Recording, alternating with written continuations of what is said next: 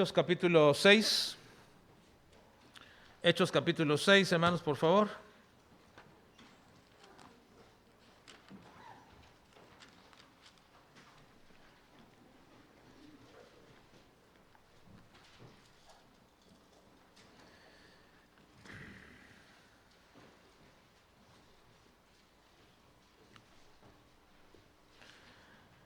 La semana pasada establecimos una circunstancia que se estaba originando en la primera iglesia. Solamente nos quedamos en el versículo 1 para observar lo que estaba pasando en la primera iglesia. El crecimiento era exponencial del número de los hermanos en la iglesia. Comenzaron a crecer en gran número. Y eso comenzó a generar problemas a los cuales nos referimos la semana pasada. Comenzó a generarse una situación por la diversidad étnica que no fue asimilada correctamente. Después hubo un tiempo o un momento en el cual las agrupaciones se comenzaron a hacer por causa de que hubo una segregación de un grupo y por consecuencia un aislamiento, y comenzaron a agruparse por afinidades. Por supuesto que esta situación generó desavenencias y comenzaron las murmuraciones. Así que la semana pasada tratamos esto, hablando precisamente de la diversidad, de la segregación y de la desaveniencia.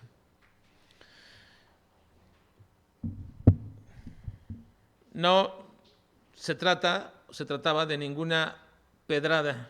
Alguien me dijo después, hermano, tuvo duro la pedrada. Digo, no se trataba de ninguna pedrada. Simplemente, hermanos, es explicar que en un grupo se generan circunstancias, en un grupo, en cualquiera que estos existen, sea de iglesia o cualquier otra, existen problemas. Y el asunto es cómo deberíamos actuar como iglesia. Por eso nuestro tema, hermanos, es organizándonos lo más adecuadamente para poder avanzar. Debemos organizarnos adecuadamente para poder avanzar. Y hoy vamos a ver los versículos 2 al 5, prioridades espirituales, necesidades materiales y acciones eclesiásticas. Es lo que veremos ahora en esta mañana, versículos 2 al 5. Así que estas murmuraciones que se comenzaron a suscitar dentro de la iglesia originó que llegaran a los oídos de los apóstoles, a que ellos escucharan o que les fuera dicho por alguien: esto está aconteciendo, esto está pasando, este problema se está sucediendo dentro de la iglesia. Y la reacción de los apóstoles fue una propuesta para poder detener esta situación. Fue una propuesta a la iglesia para organizarse adecuadamente para resolver este asunto. Ahora, la semana pasada establecí que hay más de 20 cosas que ocupan la mayoría de nuestro tiempo dentro del culto semanal de nuestra iglesia, sea un día jueves o sea un día domingo. Hay más de 20 cosas que ocupan la totalidad, prácticamente la totalidad de todo nuestro tiempo aquí en la iglesia, desde la hora en que comenzamos a llegar, la preparación del servicio, la preparación del culto, el desarrollo del culto mismo y hasta que nos vamos. Todo eso, hay más de 20 cosas que se suceden, y en todas esas cosas no hay una especificación en la Escritura de cómo, cuánto y cuándo debería de hacerse. No nos dice la Biblia cuántos himnos cantar, ni cuáles cantar, qué instrumentos usar o qué instrumentos no usar. La Biblia no especifica cosas como estas, si debería de haber una o dos oraciones, si deberíamos tener o no el momento de cumpleaños, la bienvenida, si deberíamos o no tener una clase de niños o no, o cuántas clases de niños tenerla, o si deberíamos tener reuniones de damas o de varones o de jóvenes. La Biblia no especifica nada de esto. Sin embargo, todas esas actividades forman parte de nuestra reunión semanal. Así que se ha dejado a criterio que la organización de una iglesia en estos elementos de culto pues pasen obviamente por algún filtro de alguien que está organizando, pero muchas veces ese filtro de organización proviene de un legado o una herencia denominacional o de una herencia quizás que trae de algún instituto donde fue preparado, o bien la imitación de algún líder que él observó y vio y lo quiere implementar. Pero eso es en cuanto al desarrollo de un culto, en todas esas cosas, pero hay cosas todavía más estructurales que son importantes dentro de una iglesia y que muchas de las veces en esa estructura pues se trata de imitar ya fuera el modelo empresarial, ya sea un modelo comercial o un modelo de show o como le quieran llamar algunos, ¿verdad? Y se implementan todo eso. Y es bueno para la consecución de sus propósitos. Así que para nosotros sigue siendo imperante, hermanos, organizarlo lo mejor posible, pero esa organización de lo mejor posible debe ser siempre bajo principios bíblicos, con un solo propósito, para poder avanzar. Porque si una iglesia se queda estática, entonces hay un grave problema. O si retrocede, el problema es más evidente. La organización que hagamos debe de hacerse de acuerdo a principios bíblicos para poder avanzar. Así que la semana pasada hice un énfasis introductorio en cuanto a dónde surge la organización que tenemos en nuestra iglesia hoy día, y déjenme hacer ahora un pequeño énfasis en cuanto a qué me estoy refiriendo cuando digo para avanzar. ¿Qué es el avance que esperamos? ¿A qué nos referimos con eso? No me refiero en cuanto al avance de la manera de organizarnos, cómo vamos a avanzar, ¿para avanzar a qué? ¿A dónde? ¿Dónde deberíamos avanzar? ¿Cómo es medible ese avance y hacia dónde es la meta que queremos llegar? No me refiero, en cuanto al avance, no me refiero a la continuidad de la iglesia, es decir, que el avance que vamos a verificar o alcanzar, no estoy diciendo que esta iglesia siempre esté abriendo las puertas del templo para hacer los cultos, no. Ese no es el avance que estamos buscando. Algunos pensarían que el avance es que siempre se abran esas puertas para tener cultos. Y esa no es la clase de avance a la cual me estoy refiriendo. Aunque por supuesto sí queremos mantenernos abiertos como iglesia hasta la venida de Cristo. Sí quiero hacer eso. Sí quiero que esta iglesia bautista juarense, si Dios permite, y aún seguimos nosotros aquí todavía, ustedes o yo, que esta iglesia se siga abriendo hasta que Cristo venga. ¿O no? ¿Hermanos? Sí. Es más, sería diríamos un deseo muy, muy pastoral que Cristo viniera cuando estemos en un culto. Y que todos los que no vinieron, también se vayan con nosotros, por supuesto, porque eso no depende. De eso no depende. Pero qué tristeza que no vinieron ese día al culto. ¿Verdad? ¿Qué si le dijera, hermanos? Yo creo que el próximo domingo el Señor viene. Creo que el próximo domingo viene el Señor y viene a las 9 en punto.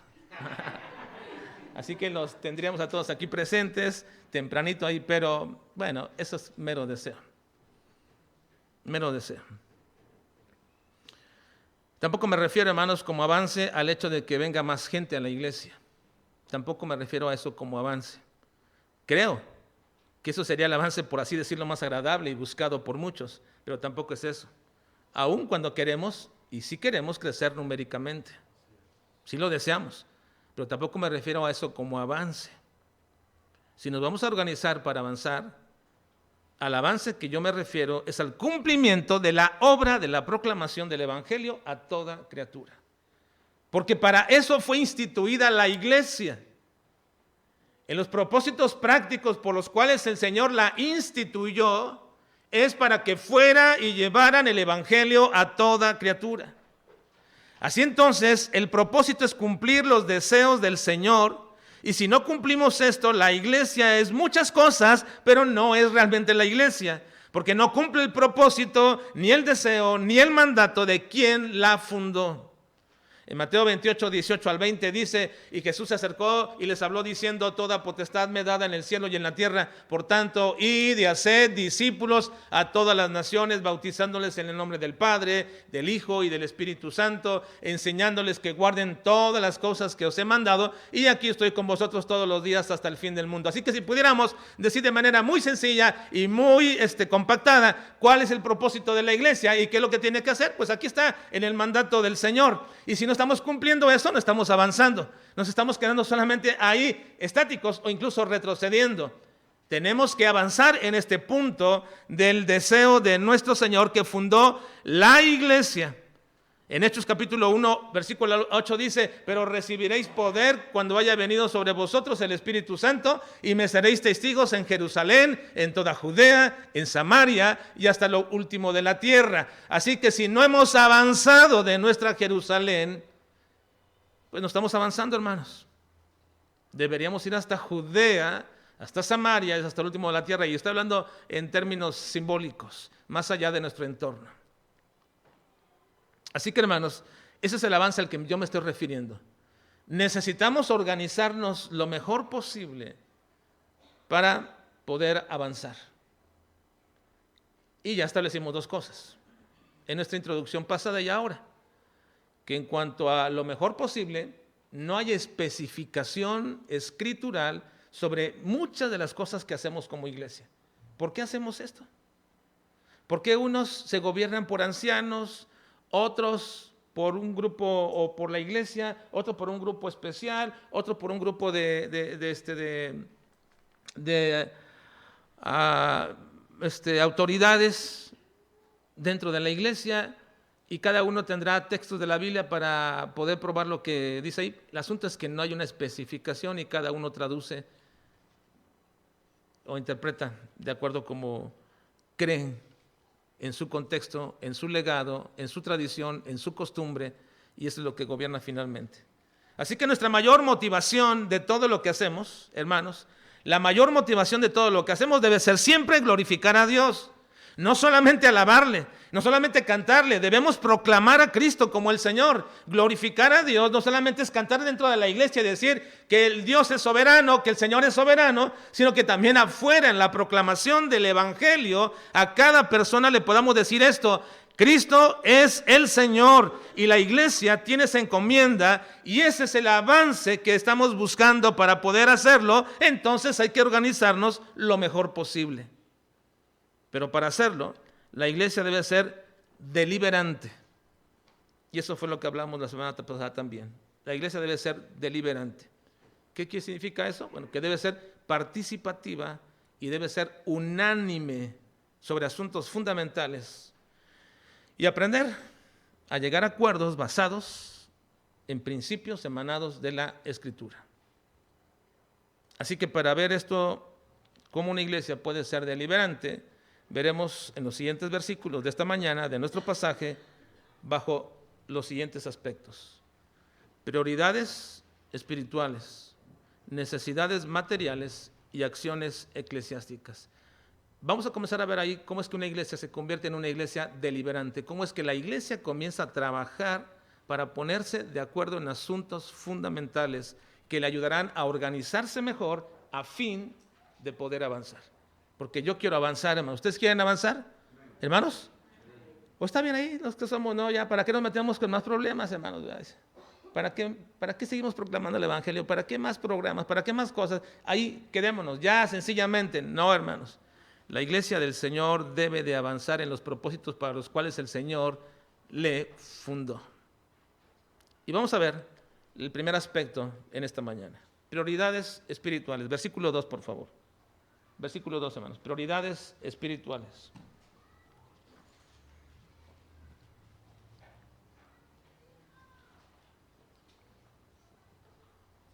Lean conmigo. Dice: entonces,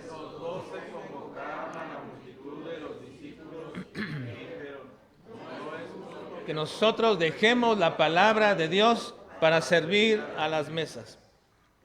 No es justo que nosotros dejemos la palabra de Dios para servir a las mesas. Pareciera ser, hermanos, que los apóstoles estaban quejando al decir: no es justo. Ahora, esta palabra, esta frase, no es justo, se puede escuchar como queja como la decimos, ¿verdad? No es justo. Por ejemplo, una mamá, después de haber hecho todo el quehacer de su casa, dejar todo limpio, y ve entrar a su hijo y tirando cosas por aquí, por allá, dejando todo sucio, va a gritar, no es justo, ¿verdad? Pues está frustrada, porque ha trabajado toda la mañana para que en un momentito todo se eche a perder. Igual un padre que trabajó toda la semana para poder traer el dinero a la casa y de pronto los hijos comienzan a malgastar el dinero o a no cuidar las cosas, de pronto se sentirá frustrado y dirá, no es justo, porque se siente obviamente frustrado por todo eso. Ahora, lo que los apóstoles dicen aquí, no es justo que nosotros dejemos la palabra de Dios para servir a las mesas, no es una queja. No es una queja. Lo que los apóstoles dicen aquí es una expresión que se llama juicio de valor. Cuando tú expresas algo que tiene que ver con un concepto o con algunas cosas donde tú determinas algo, se llama juicio de valor. El juicio de valor es algo que tú le das el valor a las cosas de acuerdo al conjunto de todo aquello que tú consideras que tiene valor. Para algunos no tendrá mucho valor que de pronto una hermana se esfuerce en hacer la mejor comida para su familia. Para algunos no le tendrá mucho valor, pero ella le da un juicio de valor en el conjunto de todo lo que alrededor de esto surge. Porque además esta hermana tiene también que trabajar o tiene que cuidar a los hijos, tiene que educarles, tiene que hacer esto, hacer lo otro, un montón de cosas. Entonces le da un juicio de valor. Cuando alguien expresa cosas así, se llaman juicios de valores. Porque expresa precisamente el conjunto de todo aquello que le da valor a algunas cosas. Ahora, lo que ellos están expresando aquí los apóstoles tiene que ver precisamente con una evaluación muy subjetiva y muy particular de lo que uno cree que tiene valor por encima de otra cosa. Los apóstoles, de acuerdo con su entendimiento del mandato del Señor y de su posición de autoridad y del trabajo que estaban haciendo, expresan lo que no es justo que ellos tengan que dejar de hacer para hacer otras cosas. Así que ellos están dándole valor a algo sobre otra cosa, pero no están minimizando lo otro. Por ejemplo, aquí dicen, no es justo que dejemos la palabra de Dios y la oración para servir a las mesas. No están minimizando ni están diciendo que servir a las mesas sea algo que no tiene ningún valor. No están expresándolo con tono despectivo diciendo ¿qué es eso de servir a las mesas? No, en absoluto. No están despreciando esa labor. Simplemente están expresando un juicio de valor que la palabra y la oración tienen más valor para ellos que servir a las mesas. Y eso es muy importante, hermanos.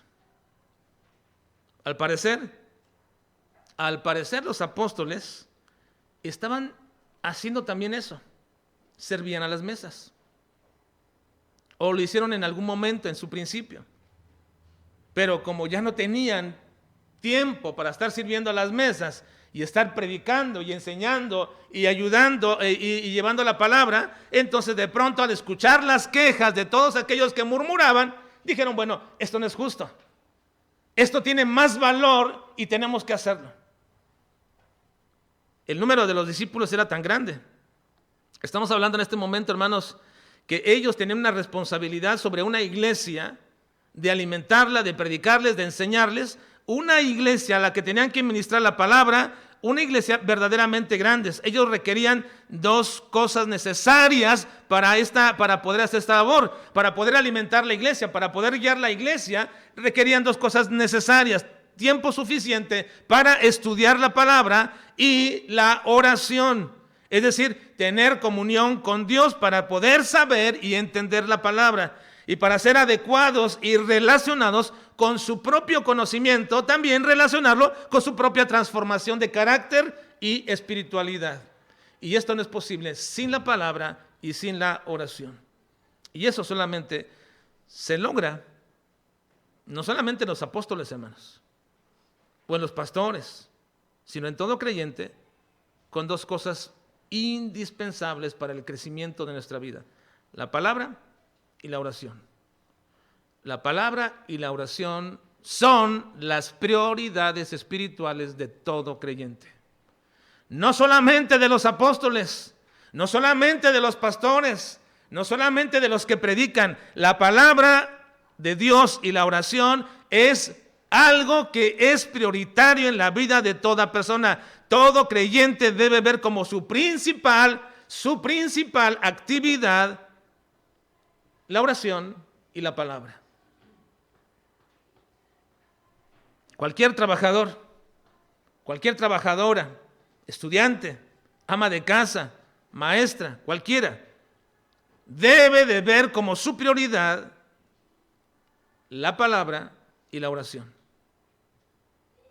No la pueden poner en un segundo plano de su actividad diaria, porque la actividad diaria que usted desarrolle, cualquiera que sea su actividad, se nutre, hermanos, de todo lo que hacemos para glorificar a Dios. Miren, hermanos, cualquier actividad que usted desarrolla en el trabajo, cualquiera que sea tu posición, cualquiera que sea la labor que realizas, cualquiera que tú desarrolles en casa, donde sea, todo para que tú puedas con ello glorificar a Dios, se nutre del entendimiento de la palabra y de la oración. Si no oras y no lees la palabra y no la estudias, lo que tú haces y dices lo hago para la gloria de Dios, en realidad no lo estás haciendo para la gloria de Dios. Lo haces para ti, lo haces para tu patrón, para quien sea, pero no lo haces para la gloria de Dios. Porque la única manera de poder hacer eso es que te nutras diariamente de la oración y la palabra. Esas son prioridades espirituales. Dice 1 Corintios 10:31, si pues, ¿qué? Coméis o bebéis o hacéis otra cosa, hacedlo todo, ¿para qué? La gloria de Dios. Ahora yo me preguntaría, ¿cómo usted podría comer ahorita en la tarde que se va a comer? ¿Cómo decir, voy a glorificar a Dios con esta comida? ¿Cómo lo haría?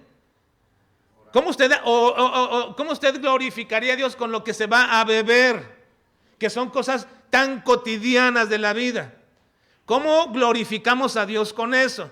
Para yo no decir cómo lo hace. Simplemente la única manera como usted puede saber cómo hacerlo es que usted se nutra diariamente de la oración y de la palabra, porque es ella la que le va a enseñar cómo es que usted al comer o a beber o cualquier otra cosa puede glorificar a Dios. Yo le puedo decir, bueno, usted glorifica a Dios haciendo esto, póngase en pie en medio del restaurante y comience a orar delante de todos y todos le verán y así usted va a glorificar a Dios. No, no es así. No es lo que yo le digo que usted va a hacer. Usted va a saber cómo glorificar a Dios con cosas tan sencillas o tan grandes solamente si usted se nutre de la palabra y de la oración. Porque esas son prioridades de su vida. ¿Cómo puede usted glorificar a Dios como esposa? ¿Cómo puede usted glorificar a Dios como madre? ¿Cómo puedes tú glorificar a Dios como un estudiante o cualquier actividad que tú desarrolles? ¿Cómo puedes glorificar a Dios? No venga conmigo a decirme, hermano, ¿cómo puedo glorificar a Dios? Dígame 2, 3, 4. No le voy a decir, porque glorificar a Dios proviene solamente de que usted se nutra de la palabra y de la oración. Y Dios le va a llevar a hacer cómo glorificarle. Así que entonces, hermanos, ¿cuál es nuestra prioridad en la vida? Hermanos, la palabra y la oración. Y esas son prioridades espirituales. Por encima de ser muy ordenado y muy estricto en llegar a tu trabajo, por encima de imponerte el llegar siempre a tiempo y el nunca faltar y el ser disciplinado, por encima de todas estas cosas, la prioridad de tu vida es la oración y la palabra. Y si esto, hermanos, es la única forma en que nosotros podemos ser transformados y nuestro carácter se vuelve un carácter espiritual, y eso solamente se logra, no solamente, hermanos, o no solamente era para los apóstoles, ni para los pastores, sino para todo creyente. La palabra y la oración son indispensables y son prioridades de nuestra vida. Nuestro crecimiento espiritual y madurez estarán en proporción en la medida que convirtamos estas dos actividades en nuestra vida como prioritarias. Ahora, no tengo mucho que decir respecto a qué es prioridad, porque creo que todos entendemos, pero hay textos muy sencillos en la Biblia que nos dicen cómo es que se vuelve una prioridad. Por ejemplo, Mateo 6:33 dice, mas buscad, ¿qué?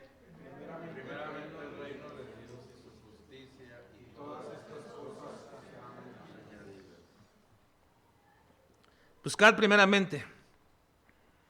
La palabra primeramente significa primeramente. Significa inicialmente,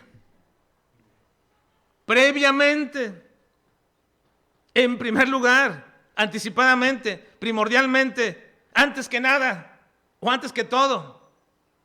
Y ahí puedo encontrar muchas definiciones de lo que significa eso. Eso significa que cuando tú abres tus ojos en la mañana, ¿qué es lo primero que haces?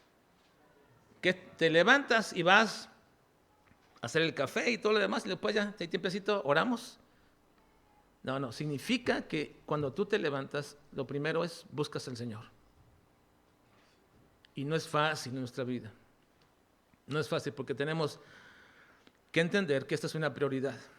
Había un hermano hace tiempos en la iglesia en Ciudad Mante que estaba yo una vez hablándoles en el discipulado acerca de esto. Y él me decía, me resulta bien difícil, hermano. Y una vez dio testimonio a los varones, dijo, la única manera como lo he logrado hacer, dijo él, le voy a decir cómo lo logré hacer para que ya no pase por ese proceso, dice. Entonces, yo lo que hago en la noche cuando me quito ya las cosas para dormirme, agarro uno de mis zapatos y lo aviento hasta el fondo de la cama. Dice, ¿por qué, hermano? Dice, porque cuando ya me levanto, digo, mis zapatos, está abajo, y me hinco y dice, tengo que orar. Entonces primero oro. Parece algo irrisorio, pero dice, lo tengo que hacer porque así me obligo a hincarme en ese momento y sé que tengo que orar primeramente, antes que cualquier cosa. Hermanos, nuestro crecimiento y madurez está en la proporción en que convirtamos estas dos actividades como prioritarias en nuestra vida. Así que el nivel de madurez se verifica cada mañana qué es lo primero que haces. Un día sí, un día no, bueno, ese es el nivel de tu madurez. 2 días no y un día sí. O toda la semana no y el domingo sí. No, ese es el nivel de madurez de nuestra vida. Así que, hermanos, si esto es importante para un cristiano en su vida, si esto es importante para todo cristiano en su vida, ¿cuánto más lo era para aquellos a los cuales Dios había encargado que alimentaran a su pueblo a través de la palabra? Para aquellos que estaban ayudando a los creyentes en su iglesia para caminar en el Señor y crecer en su vida espiritual. Si para todos es una prioridad, ¿cuánto más lo era para los apóstoles, hermanos? ¿Cuánto más? ¿Cuánto más lo es para los pastores, para los predicadores? ¿Cuánto más lo es para todos aquellos que tenemos a nuestro cargo un rebaño que debemos conducir y alimentar? Si es prioritario para todo creyente, entonces para todo pastor es requerible. Es requerible, no es que si lo puedes, si quieres, si tienes tiempo. Por eso, los apóstoles dicen, no es justo, no es correcto, no es agradable que nosotros dejemos estas prioridades espirituales para satisfacer una necesidad material. En una versión libre de la Biblia dice, no es conveniente para ustedes que nosotros descuidemos estas cosas. Y eso es una verdad, hermanos. No les conviene que los que predicamos la palabra de Dios no tengamos tiempo para estudiarla ni para orar. No les conviene, hermanos. ¿Por qué?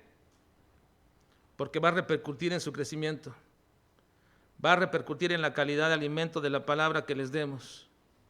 Y a menos que ustedes quieran que les entretengamos con una especie de monólogo o stand-up o cualquier otra cosa de esos shows que se hacen en muchas iglesias hoy día, pues pueden salir bien gustosos de aquí. Pero no van a crecer espiritualmente. Y esa es una necesidad prioritaria que los apóstoles dijeron, esta es prioridad. Y es repetida y remarcada en los versículos 3 y 4. Vean por favor versículos 3 y 4, dice: entonces los 12 convocaron a la multitud de los discípulos y dijeron, no es justo que nosotros dejemos la palabra de Dios para servir a las mesas. Buscad pues, hermanos, de entre vosotros a 7 varones que de buen testimonio, llenos de Espíritu Santo y de sabiduría, a quienes encarguemos de este trabajo. Y nosotros, ¿qué? ¿Qué dice, hermanos? Persistiremos. Es decir, lo estaban haciendo, pero como también hacían lo otro, ya estaba faltándoles el tiempo. Y dicen, bueno, ¿qué pasó? ¿Qué sucedió? Bueno, dicen, nuestra prioridad es la oración y la palabra. Y como estamos haciendo esto, estamos persistiendo en esto, y también tenemos que hacer aquello, entonces preferimos esto. Y por eso es que comenzó a haber murmuración, porque las viudas de los griegos eran desatendidas. Sí, porque ya no podían hacer todas las cosas, porque la prioridad era esto, y esa es la prioridad. Así que nosotros persistiremos en la oración y en el ministerio de la palabra. Y esta palabra persistiremos significa, si no les parece, si no les gusta, así lo vamos a hacer. Vamos a persistir en la oración y la palabra, porque esto es necesario para ustedes. Así que esto nos lleva a nuestra segunda frase o idea del pasaje. La primera es prioridad espiritual. ¿Cuál es la prioridad espiritual, hermanos? La oración y la palabra. Para todos, pero exigible y requerible para los pastores, y para los que predican, y para los que enseñan. Y enseñan niños, o jóvenes, o damas. Es requerible un tiempo para estudiar y orar suficiente. Ahora, nos lleva a nuestra segunda idea del pasaje. ¿Cuáles son? Necesidades materiales. ¿Cuál era la necesidad material que estaba haciendo que esto requerible y necesario, que era el ministerio de la palabra y la oración, intentara menguarse en los apóstoles? ¿Cuál era esa necesidad? ¿Cuál es esa necesidad, hermanos? Dice el versículo 1. En aquellos días, como creciera el número de los discípulos, hubo murmuración de los griegos contra los hebreos de que las viudas de aquellos eran desatendidas en la distribución diaria. En la distribución diaria. ¿Cuál era la necesidad que tenía que suplirse? Dice el versículo 2. Entonces los 12 convocaron a la multitud de los discípulos y dijeron, no es justo que nosotros dejemos la palabra de Dios para servir a las mesas. ¿Qué necesitaban? Alguien que sirviera a las mesas. Ahora, servir a las mesas, como ya he dicho anteriormente, no se está refiriendo de manera despectiva a un servicio que cualquiera lo puede hacer. De hecho, no. Y vamos a ver que, dirá, pero ¿qué problema tendría? ¿Para qué tendrían que escoger a hombres de buen testimonio y llenos de sabiduría para servir a las mesas? ¿Qué tanto problema hay? ¿A poco buscamos a alguien así en el restaurante? A ver, ¿quién será buen testimonio y de sabiduría para que me sirva, sea mi mesero? No. El asunto, hermanos, es que servir a las mesas no es lo que nosotros entendemos precisamente como un servicio en un restaurante, de que alguien viene y me trae la comida. No se refiere a eso. ¿Qué era servir a las mesas? ¿Qué era servir a las mesas?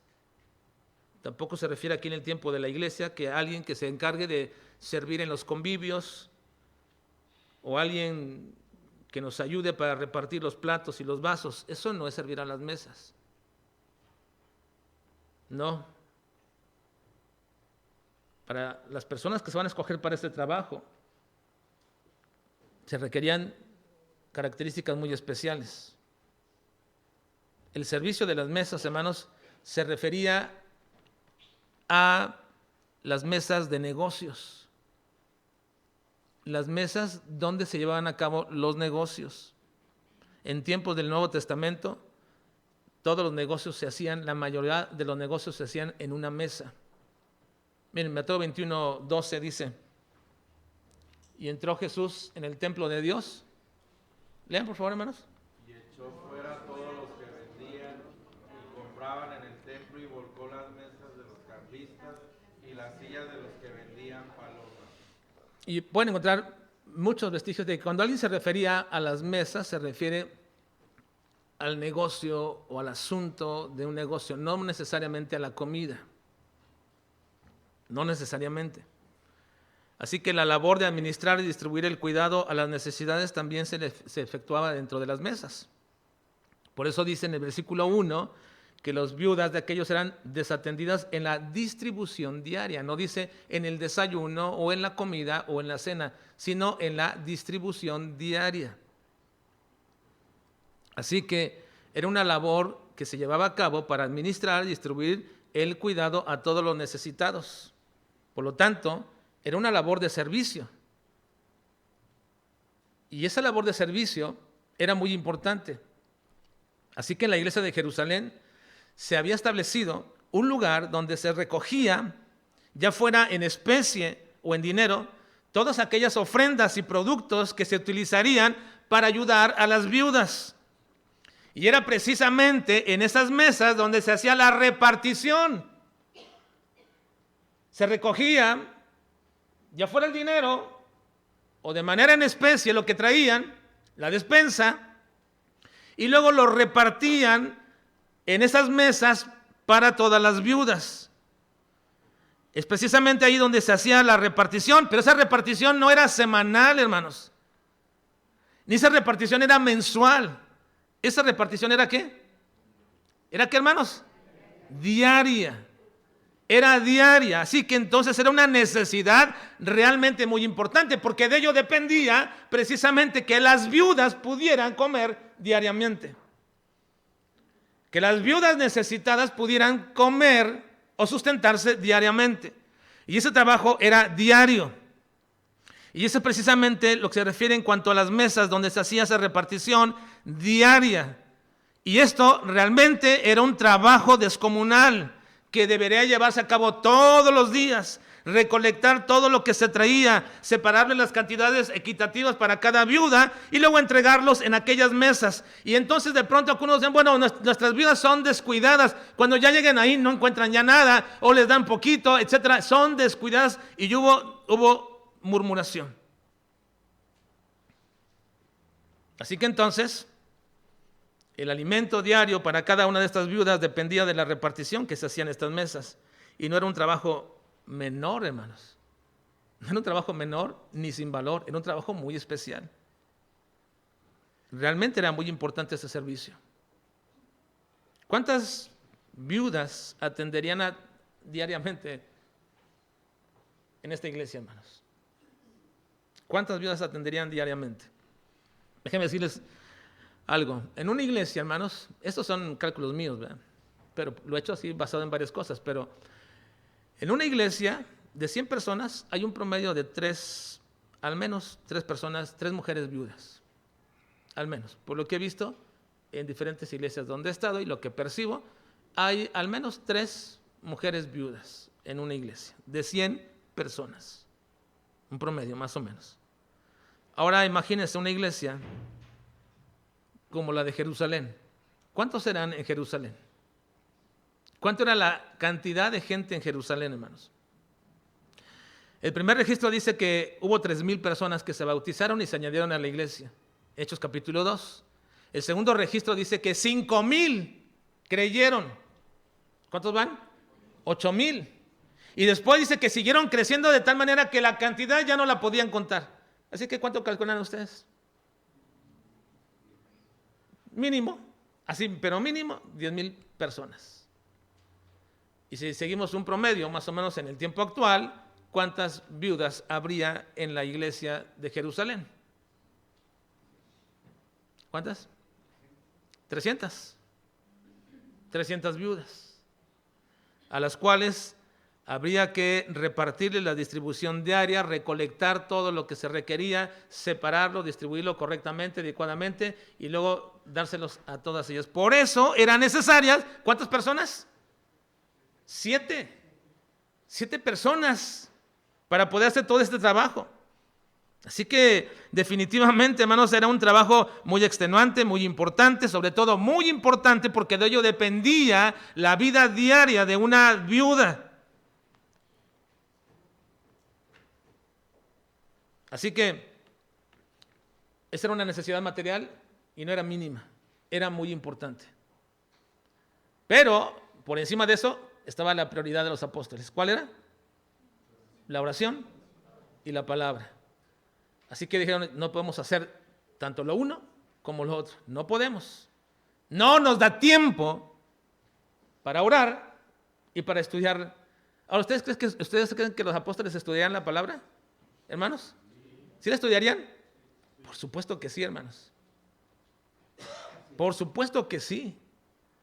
¿Cómo es que cada uno de ellos pudieran ir por todo el Antiguo Testamento y viendo y haciendo una exégesis de cada pasaje de acuerdo a la iluminación del Espíritu Santo para decir, esto se refiere a lo que hizo Cristo acá? Y acá uno de pronto dice, pero ¿cómo sacan eso? Y hay todo un proceso de estudio que ellos tuvieron que hacer. Obviamente tenían la ayuda del Espíritu Santo, la revelación nueva que les estaba dando, pero ellos tenían que dedicar tiempo a la palabra en cuanto al aprendizaje, en cuanto al estudio y en cuanto a la proclamación de esa palabra. Porque no solamente era estudiar y ya me quedé con buen estudio. No, ahora tienes que proclamarla, ahora tienes que enseñarla, ahora tienes que ministrar con ella. La palabra era importantísimo y por eso dicen, no podemos con esto y con aquello. Ahora, esto nos lleva al tercer aspecto de nuestro pasaje. ¿Cuál es? ¿Cuál es el tercer aspecto de nuestro pasaje? Primero, la prioridad espiritual. Segundo, necesidades materiales. Y tercero, acciones eclesiásticas. En mi introducción pasada, dije que la iglesia necesita ser deliberante. Y eso significa precisamente que tomen acuerdos basados en principios bíblicos y que sean unánimes en ellos. Y eso es precisamente lo que los apóstoles estaban provocando con esta iglesia.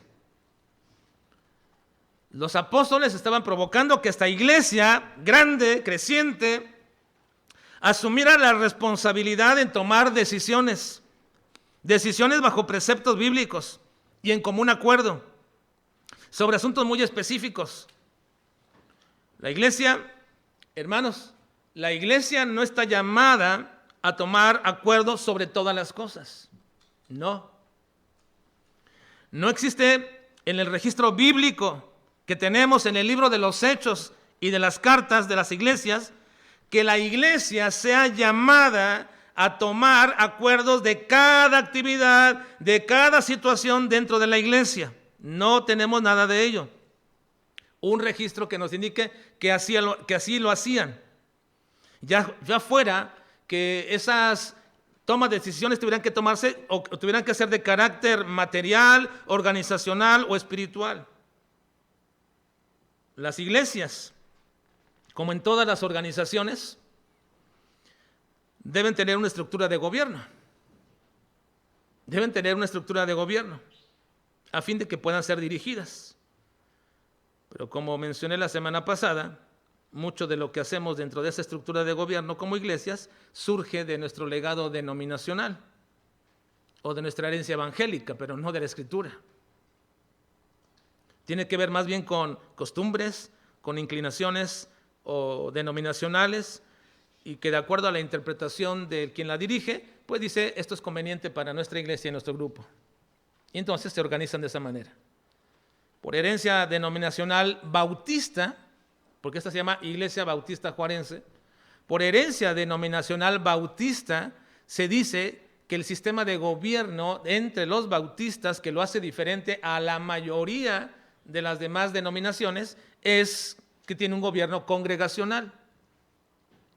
Y aunque esta expresión tiene varias interpretaciones en cuanto a su alcance e injerencia, básicamente, hermanos, significa el gobierno congregacional muy así, guardándome algunas referencias y algunas implicaciones, pero básicamente significa que quien toma las decisiones dentro de la iglesia es la misma iglesia.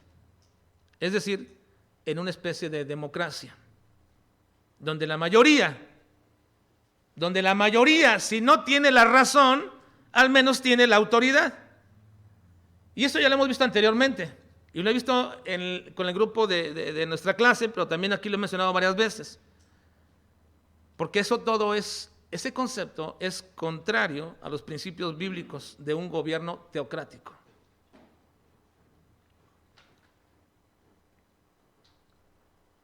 Porque el gobierno teocrático rige todo el universo, hermanos. El gobierno teocrático es rector de todo el universo y todo lo que se desarrolla dentro del universo. ¿Quién gobierna, hermanos? ¿Quién gobierna en todo el universo? Es Dios. Y si Dios gobierna en todo el universo, Él gobierna en todas partes. ¿Y cómo es que Dios gobierna en todas partes? Bueno, mediante lo que se llama niveles de autoridad. Sí, Él delega autoridad a gobiernos locales y ellos darán cuenta al Señor, porque finalmente quien gobierna es Dios. Él delega autoridad al varón en la familia y el varón le dará cuenta a Dios, porque Dios gobierna sobre él. En todas partes hay niveles de autoridad.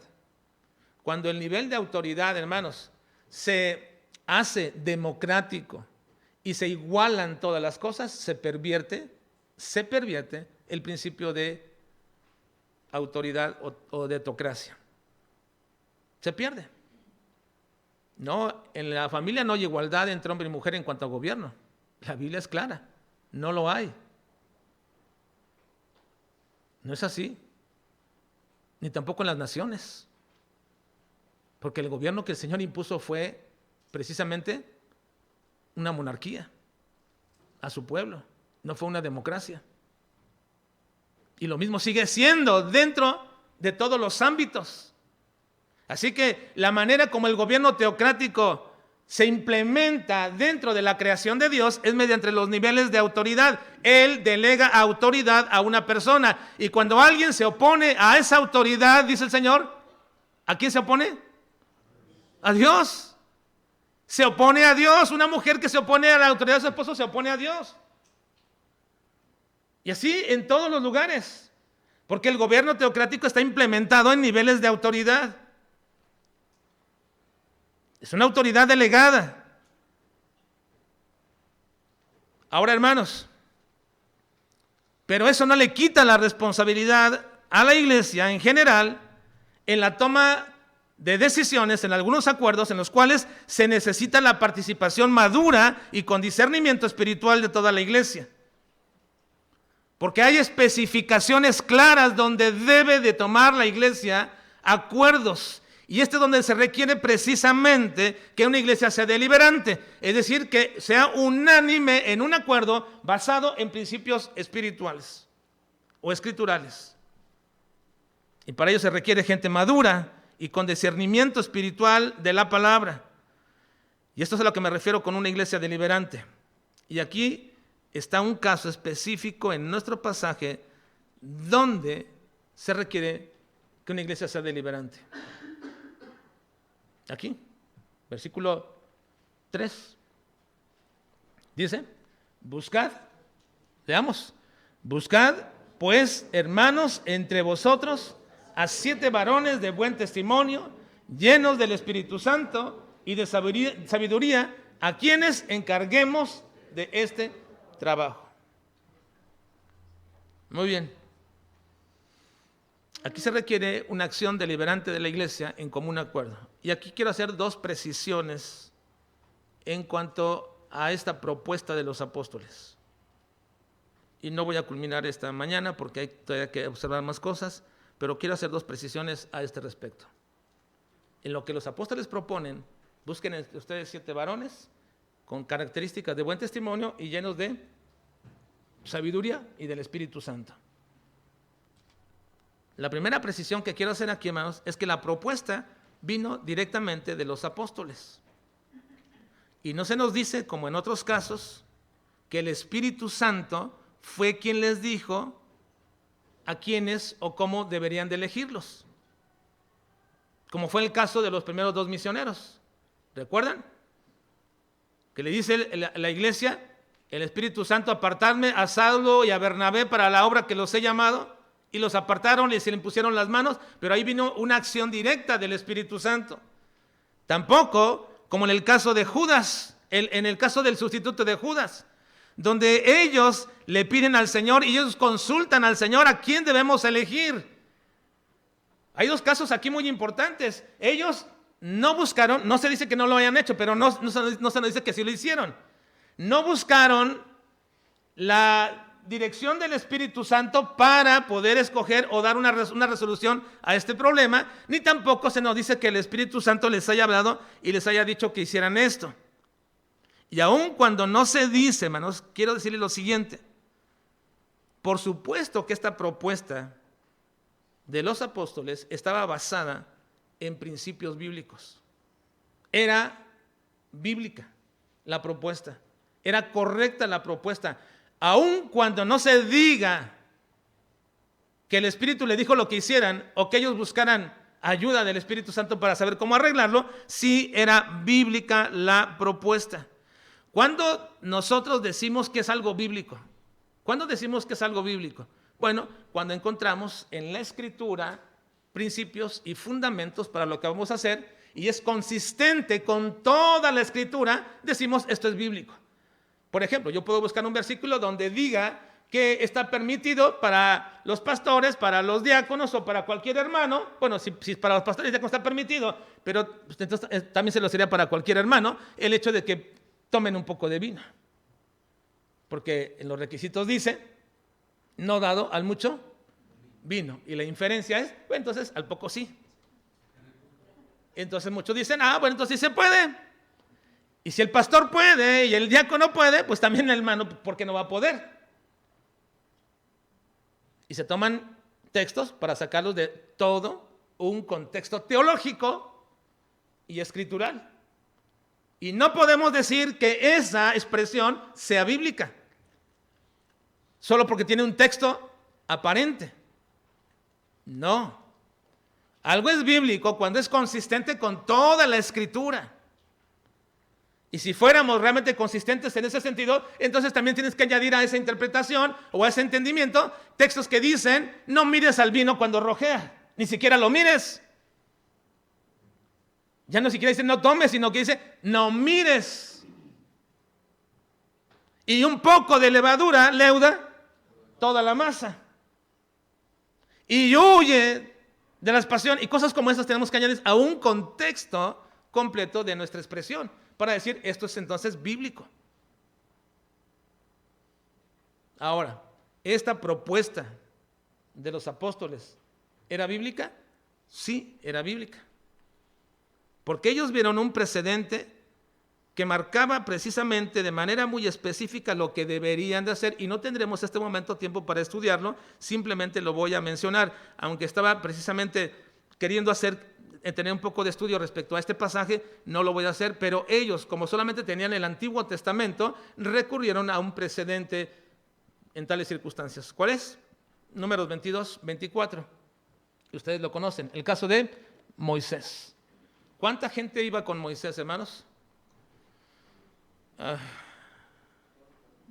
Me equivoqué en el texto, ¿verdad, Helen? ¿Sí? ¿Alguien me puede ayudar a buscar el texto donde dice que 70 varones se escogieron?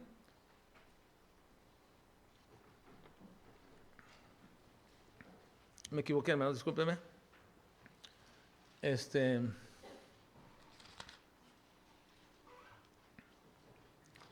70 varones, nomás que diga ahí 70 varones. 11-10, ¿11 qué? 11-16, ok. Números 11-16. Este es el precedente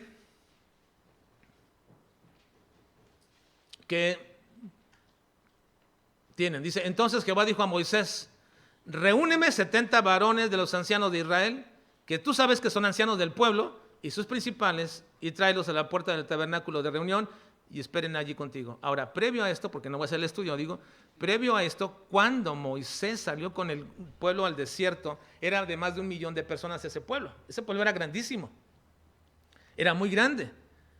Tan solamente de 20 años arriba había casi 600,000 personas, nada más de hombres que podían sacar espada, junto, sin contar mujeres, ni niños, ni gente ya anciana. Así que el pueblo era grandísimo, era muy grande, y de pronto llega el suegro de Moisés y ve a Moisés extenuado, al final de la noche ya no puede más que, yo creo, ni comer y quiere irse a dormir, y le pregunta, ¿qué está pasando? ¿Por qué estás así? Y ya ve, después de todo eso, ve a Moisés que todo el día la gente viene con una gallina diciéndole, mira, esta fue la que me robó aquel y fue el otro viene con un problema de una estaca de una tienda donde se le rompió y que aquel fue que la rompió. O sea, cosas que suceden entre 1 millón de personas, y todos venían con Moisés, y Moisés, ¿qué hacemos? Y Moisés, hagan esto, hagan otro. Entonces de pronto le dice su suegro Jetro, esto que estás haciendo está pero bien mal, te vas a acabar completamente, así que ¿por qué no escoges hombres que sean honestos, que no tengan doblez de corazón, que no les guste la usura, que no sean engañados, y ponlos a que te ayuden con las cosas menores y tú tratas las menores? Y todo hizo Moisés así, pero luego Dios le dice, bueno, pero ahora lo vamos a hacer oficial, escógeme 70 varones y ellos van a ayudarte a gobernar el pueblo y te van a ayudar tratando los asuntos menores. Así que ese es el principio en el cual basaron los apóstoles para decir, tenemos que escoger gente con las mismas características para que nos ayuden en este asunto. No se trataba de llevar el plato y el vaso a los hermanos y a las hermanas viudas para que no se levantara y no tuvieran ahí ninguna complicación. No se trataba de eso, se trataba de la repartición de las necesidades de las viudas, en dinero o en especie. ¿Es mucha responsabilidad eso, hermanos? ¿Hermanos? ¿Es mucha responsabilidad el manejo de esas cosas? No, eso no lo es. Es mucha responsabilidad. Y tenían que ser hombres llenos del Espíritu Santo y de sabiduría y de buen testimonio, para que nadie dijera, le está dando preferencia a aquellas. Lo mejor se lo da a aquel al otro. Ahora, ¿siempre esas cosas surgen? Por supuesto, siempre surgen. Así que esta no es una propuesta meramente de ocurrencias de los apóstoles. No fue una ocurrencia que se les vino, no. Estaba basada en un principio bíblico y era una propuesta correcta. Esa es la primera cosa que quiero que evidenciemos en esto. Ahora, la segunda cosa con la cual quiero terminar esta mañana es que hay que observar que en este pasaje no se dice que se escogieron diáconos. No se dice. Normalmente uno toma este pasaje para hablar de la elección de diáconos. Y de hecho la mayoría de la Biblia dice ahí, elección de los 7 diáconos. La mayoría dicen así. Pero que hay que observar, hermanos, es que en este pasaje no se menciona precisamente esto, y la gran mayoría de comentaristas, la gran mayoría, no todos, pero la gran mayoría de comentaristas también dicen que aquí no se refiere a diáconos. Hay 2 posturas. Esta es la elección de diáconos y otros creen que no es la elección de diáconos como oficiales de la iglesia. Los que creen, aun cuando no se especifica que sea diáconos, y que realizan una labor y establecen de manera primigenia ese ministerio, pues aun cuando no se les llame diáconos, creo, y particularmente yo creo, hermanos, que aun cuando no eran probablemente los diáconos, sí estaban estableciendo la labor del diaconado como algo básico en este momento para una necesidad de la iglesia. Y lo que hay que observar, hermanos, en este pasaje es que aquí nunca se menciona la palabra diácono para estos hombres. Sin embargo, su labor sí implicaba un diaconado, es decir, un servicio. En el versículo 2 dice servir a las mesas. No es justo que nosotros dejemos la palabra y la oración para servir a las mesas. Y la palabra servir a las mesas es traducido como diaconía. Y también en el versículo 1 dice que eran descuidadas en la distribución diaria, y la palabra distribución es diaconía también. Así que hay que distinguir precisamente que aunque no se les diga diáconos, estaban ejerciendo una función que era de servicio o de diaconía en esta distribución diaria y en el servicio de la mesa. Pero también hay que decir que servir, hermanos, que servir no es un llamado oficial para algunos en específico. Servir es un llamado para todo creyente. Así que tú digas, bueno, yo como no soy oficialmente un diácono, no voy a servir en la iglesia. Servir, hermanos, es un llamado para todo creyente. Todos deberíamos, en virtud de lo que creemos de nuestro Dios y en virtud de nuestro crecimiento espiritual, deberíamos servir, buscar servir. Así que todos los creyentes somos llamados a servir a Dios y no necesitamos una posición oficial para hacerlo. De hecho, la palabra diácono, diaconía, se usa más para los pastores, como en este caso para los apóstoles, que para cualquier otro miembro en la congregación. ¿Sí, hermanos? Miren, en el versículo 4 dice, vean por favor, y nosotros, ¿qué dice? Persistiremos en la oración. ¿Y luego en qué? Y en el ministerio. Si ustedes tuvieran una Biblia en griego, irían ahí y verían que la palabra ministerio viene de la palabra diaconía. Y serviremos. Y nos continuaremos en la oración y en el servicio de la palabra. Ahora, no solamente eso, hermanos, no solamente aquí se le llama a la misma función que hace un apóstol diaconía, es decir, servicio, sino que la palabra traducida también así, muchas veces como servidor, pastor, predicador, muchas de las veces proviene de la misma palabra diácono o diaconía. En muchas ocasiones, en muchos pasajes, se refiere más a predicadores y ministros de la palabra como diáconos que diaconizan o que sirven. Miren, ejemplos, 1 Corintios 3:5 dice, ¿qué pues es Pablo? ¿Y qué es Apolos? ¿Qué? Bueno, usted no tiene la Biblia en griego, pero dice, diáconos, por medio de los cuales habéis creído. Y eso según lo que a cada uno concedió el Señor. 2 Corintios 3:6 dice, el cual asimismo nos hizo ministros, diáconos, competentes del nuevo pacto, no de la letra, sino del Espíritu, porque la letra mata, mas el Espíritu vivifica. Efesios 3:7, del cual yo fui hecho ministro, diácono, por el don de la gracia de Dios, que me ha sido dado según la operación de su poder. Así que, hermanos, el trabajo de estos hombres que se escogieron, sea que fueran realmente los diáconos oficiales o eran el elemento inicial para escoger posteriormente a los diáconos, pero cualquiera que fuera, el trabajo de estos hombres era ayudar a los apóstoles aliviándoles de las cargas. Así que no eran meramente servidores de la iglesia, no eran apoyadores en las necesidades de cualquier hermano de la iglesia o vocales de algún hermano en la iglesia. Su función era quitarle carga a los apóstoles para que ellos se dedicaran al ministerio de la palabra y de la oración. En todo caso, eran diáconos de los pastores, en este caso de los apóstoles, porque su propósito era ayudarles a ellos en sus obligaciones o en sus trabajos para que pudieran dedicarse más tiempo a la palabra y a la oración. Ahora, hermanos, a la iglesia le pareció bien la propuesta y eligieron a 7 con las características pedidas para esta labor: llenos del Espíritu Santo, de buen testimonio y de sabiduría. Es decir, hombres maduros en la fe y llenos de sabiduría, con un discernimiento espiritual, el cual implicaba conocimiento de la palabra. Hermanos, en esta elección de estos hombres se requería que fueran hombres que tuvieran discernimiento escritural. Eso implicaba el conocimiento de la palabra o lleno de sabiduría, lo cual ellos tenían. Estos 7 hombres tenían, porque vemos a 2 de ellos que precisamente se dedicaron después a la predicación de la palabra. ¿Quién fue uno de ellos? Esteban, el primero que se menciona ahí. Vean el nombre de los diáconos, versículo versículo 5, agradó la propuesta a toda la multitud y eligieron ¿a quién?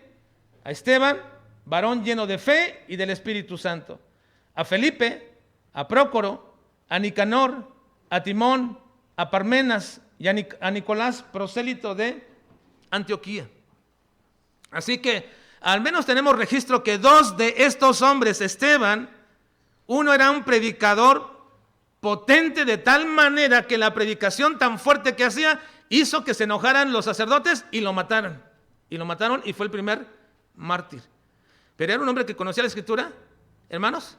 Sí, porque en su relato hace un relato majestuoso de toda la historia bíblica para llegar hasta Jesús. Cómo lo fue entretejiendo y llevando para decir, este Jesús es el que ustedes mataron. Pero lo llevó desde Moisés.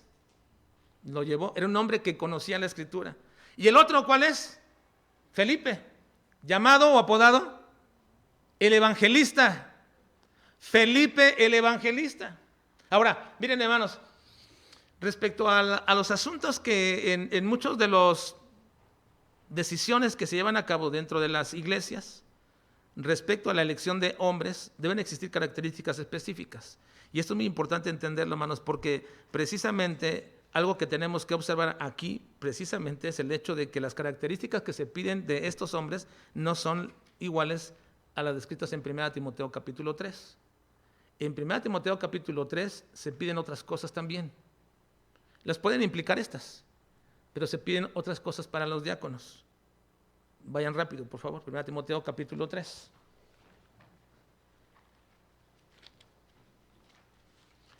Los diáconos, dice versículo 8, los diáconos asimismo deben ser honestos, sin doblez, no dados a mucho vino, no codiciosos de ganancias deshonestas, que guarden el misterio de la fe con limpia conciencia, y estos también sean sometidos a prueba primero y entonces ejerzan el diaconado si son irreprensibles. Ahora, última puntualización de este aspecto, hermanos. En ningún pasaje de la Escritura, y podría quizás alguien mostrármelo posteriormente y me retracto de esto, pero hasta donde he tratado de continuar, pero en ningún pasaje de la Escritura se especifica cuál es la labor de un diácono. No hay una especificación. Esto deben hacer los diáconos. No hay una especificación. Ahora, si decimos que los diáconos están en Hechos capítulo 6 y en la elección, ahí sí lo tenemos. Servir a las mesas. Pero aunque la mayoría o muchos no creen que esos son los diáconos, pues entonces no es muy entendible realmente si esa es la labor o no es la labor. Sin embargo, la misma palabra sí implica servicio. Servir. Así que la labor de un diácono, a menos que deduzcamos que está descrita en Hechos, lo que se hace en la Escritura es hablar de sus requisitos y se les menciona algunos pasajes, pero no se dice cuál sea la labor específica.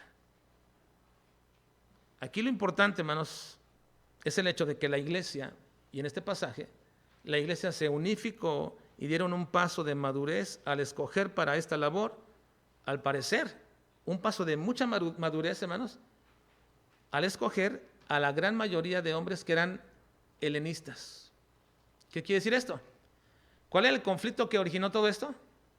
Las viudas de los griegos eran desatendidas por en minoría, por las viudas de los hebreos. Y cuando la iglesia, los apóstoles piden que escojan entre ellos, se unificaron todos y escogieron a la mayoría de estos hombres eran de los griegos. ¿Cómo lo sabemos? Bueno, por sus nombres, pero también por las referencias. La mayoría de estos hombres aparentemente eran de extracción griega.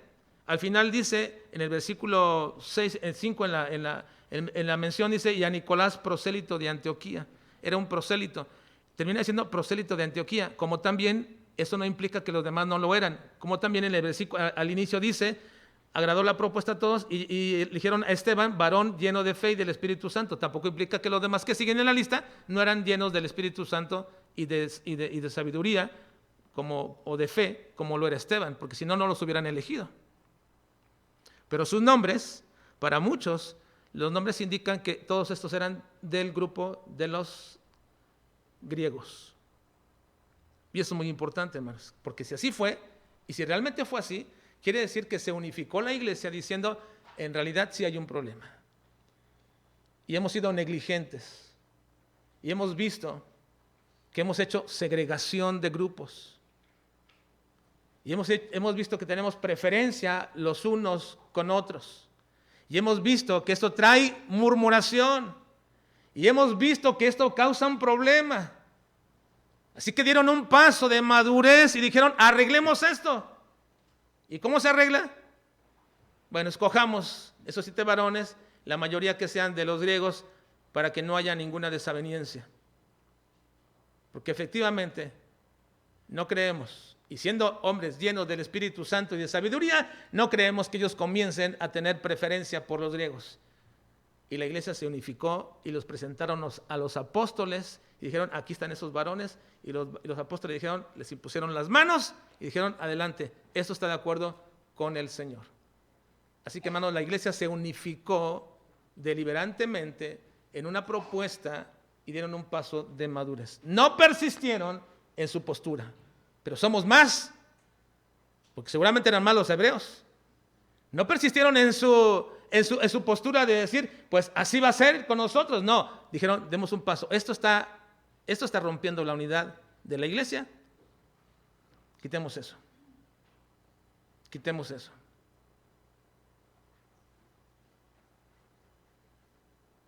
Hay más cosas que decir respecto a esto y no nos alcanza el tiempo, hermanos. Pero lo veremos en la próxima semana si Dios nos lo permite. Pero creo que una iglesia deliberante es una iglesia que actúa en madurez. Y si hay focos, acciones o circunstancias que vemos que originan este tipo de problemas, demos un paso y unifiquémonos como una iglesia unida en este aspecto. ¿Para qué propósito? ¿Para qué, hermanos? Para avanzar. Para avanzar, no es para preferir a nadie, no es para quitarle a alguien su deseo, no, es para avanzar como iglesia. Hermanos, como le dije la semana pasada, yo quiero avanzar con esta iglesia hasta que Cristo venga o hasta que el Señor me lleve. Pero también quiero que cada uno de ustedes avance también en ello. Y si tenemos que hacer un paso atrás o un paso adelante, un paso al lado, a fin de que esto se logre, hagámoslo. Eso es signo de madurez. Y para alcanzar la madurez tenemos que definitivamente humillarnos delante de Dios. No delante de los hombres, sino delante de Dios. Espero que todos demos ese paso de humillación delante de Dios. Todos, y como dije la semana pasada, me incluyo y estoy tratando en el Señor y esforzándome para poder hacerlo, porque yo quiero que podamos avanzar, hermanos. Avancemos en esto.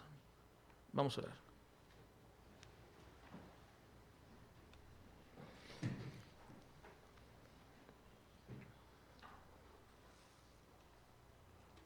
Señor, te rogamos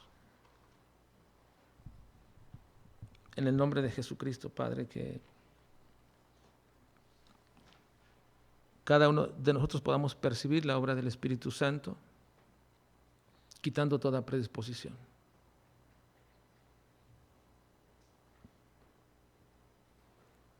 Porque si ya hay un pensamiento que nos predispone a desechar tu palabra o la palabra de exhortación, entonces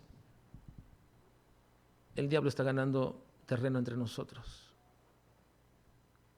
Ayúdanos, Señor, en lo particular a cada uno de nosotros en hacer lo que tenemos que hacer, en humillarnos donde debemos humillarnos, en buscar el acuerdo común bajo principios bíblicos y avanzar juntos en la labor que nos has dado a esta Iglesia Bautista Juarense. Ayúdanos, Padre. No nos es fácil. No nos es fácil, Señor. Hay tal diversidad entre nosotros, de personas, de origen,